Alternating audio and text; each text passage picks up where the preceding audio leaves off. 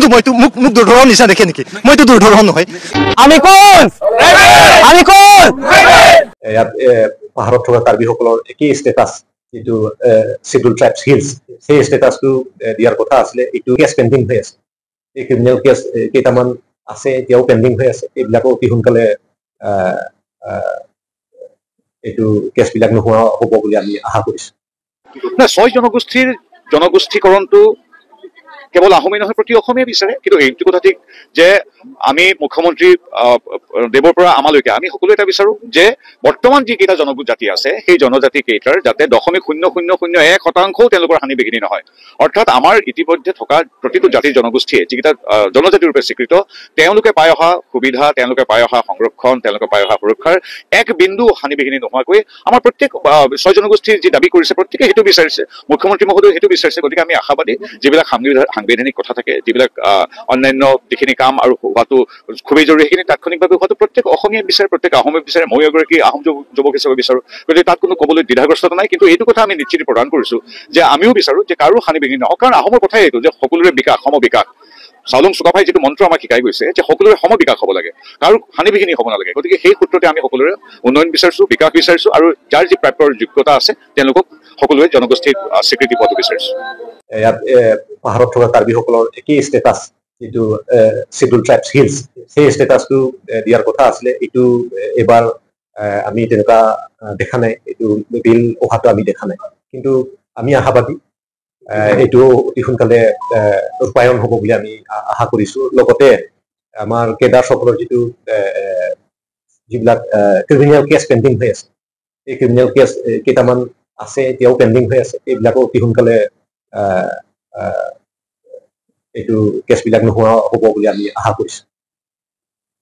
হয়, তেখেতে যোৱা 17 এপ্ৰিল, মোৰ ভালকে মনত নাই, 17 এপ্ৰিলত হ'ব লাগে, তেখেতে আহিছিলে। আহি পেলাই সকলো দল সংগঠনক আমাক মাতিছিলে।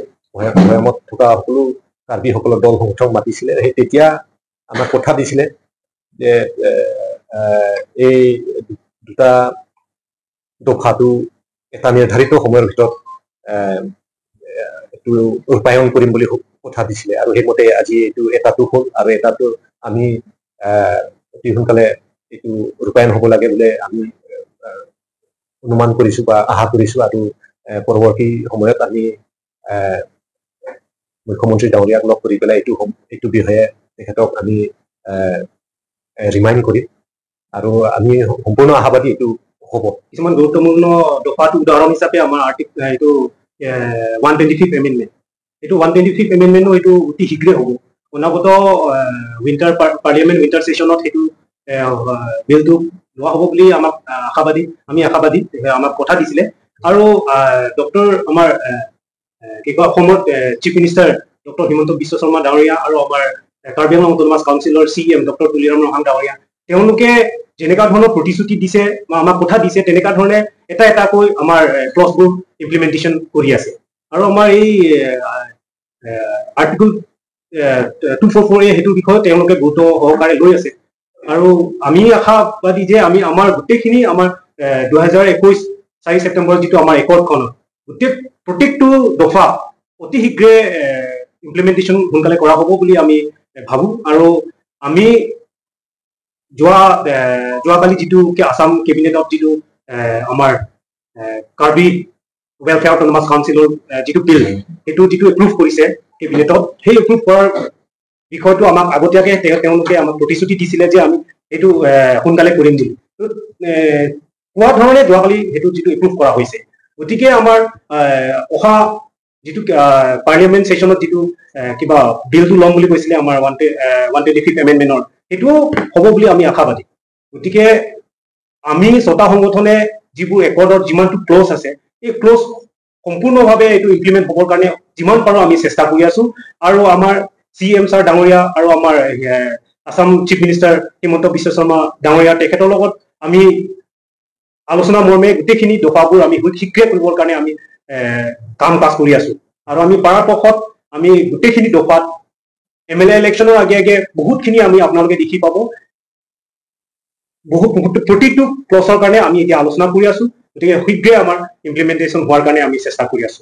গতিকে আপোনালোকে দেখি পাব আৰু যোৱাকালি যিটো কেবিনেটত যিটো এপ্ৰুভ কৰা হৈছিলে আমাৰ কাৰ্বি ৱেলফেয়াৰ অট'নমাছ কাউন্সিলৰ যিটো, গতিকে আমাৰ অসমৰ মুখ্যমন্ত্ৰী ডক্টৰ হিমন্ত বিশ্ব শৰ্মা ডাঙৰীয়া তেখেতক আৰু সকলো কেবিনেট মিনিষ্টাৰক আমি আমাৰ 6টা সংগঠনৰ পৰা আমাৰ কৃতজ্ঞতা জ্ঞাপন কৰিছো। আৰু তেওঁলোকৰ যিটো প্ৰতিশ্ৰুতি মৰ্মে যিটো কাম কৰিছে সঁচাকৈয়ে ধন্যবাদ জ্ঞাপন কৰিব লাগিব।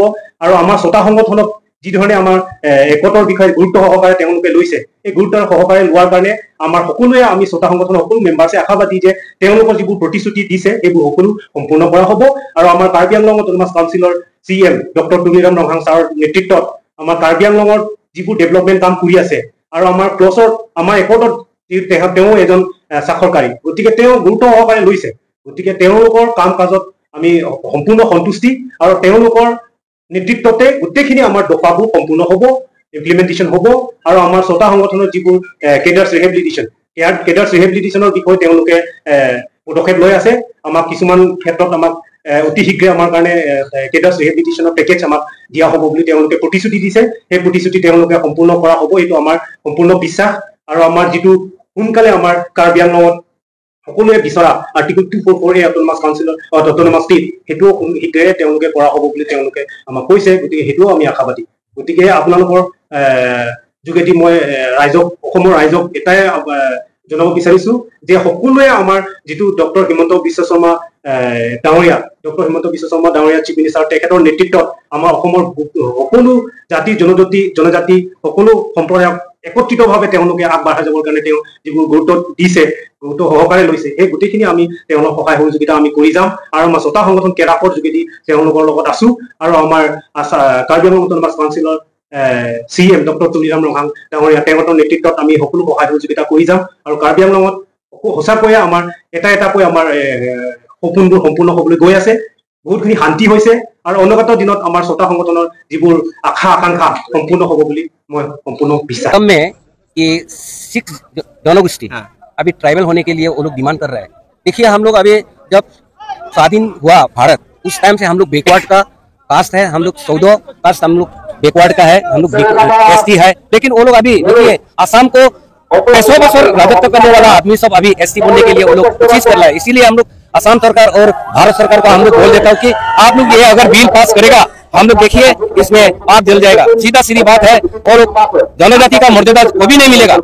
वो लोग उच्च जाति है, वो लोग जनजाति नहीं मिलेगा। हम लोग जब भारत स्वाधीन हुआ उस टाइम से हम लोग जो बैकवर्ड क्लास है, हम लोग अगर ST है, हम लोग बैकवर्ड जगह का है। इसलिए हम लोग को असम सरकार भारत सरकार ने ST बोल के रखा है। अभी वो 6 जनगोष्ठी ने जनजाति मांग रहा है, वो तो कभी हो नहीं सकता और हम लोग वो मानेगा भी नहीं है। हम लोग आंदोलन करते रहेगा। असम और भारत सरकार को हम लोग बोल देता हूँ कि यह आज देखिए हम लोग प्रोसेसन कर रहा हूँ, इसीलिए भारत सरकार और असम सरकार को ये बिल पास नहीं करो बोल के हम लोग आवेदन करता हूँ।